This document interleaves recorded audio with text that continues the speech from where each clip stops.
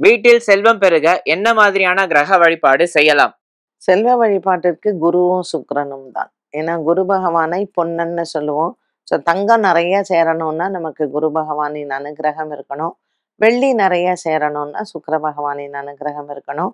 பணம் நமக்கு வந்து இது வெள்ளி, தங்கம் இல்லாமல் நம்ம வந்து நிறைய பைசாவா வச்சுக்கணும் அப்படின்னாலும் நமக்கு சுக்கிர பகவானின் அனுக்கிரகம் இருக்கணும். இதுல நம்ம வீட்ல கிரகத்துல லக்ஷ்மி தங்கறதுக்கு புதன் அனுக்கிரகமும் நிறைய தேவை. ஸோ நீங்க டெய்லி நம்மளுடைய இல்லங்கள்ல விஷ்ணு சகஸ்ரநாம பாராயணம் பண்ணீங்கன்னா, நமக்கு நித்தியம் லக்ஷ்மி வாசம் அப்படிங்கிறது நம்ம குடும்பங்கள்ல இருக்கும். அதேபோல லக்ஷ்மி அஷ்டோத்திரமும் படிக்கலாம். லக்ஷ்மியினுடைய மகாலட்சுமியினுடைய மூல மந்திரமும் இருக்கு. அத நித்தியம் நம்ம ஒரு 18 முறை சொன்னாலும் நமக்கு ஐஸ்வர்யம் வந்து குடும்பத்துல தங்கும். என்ன நேயர்களே, இன்றைய சுபதினம் நிகழ்ச்சி அனைவருக்கும் பயனுள்ளதாக அமைந்திருக்கும். மீண்டும் சந்திக்கும் வரை நன்றி. வணக்கம்.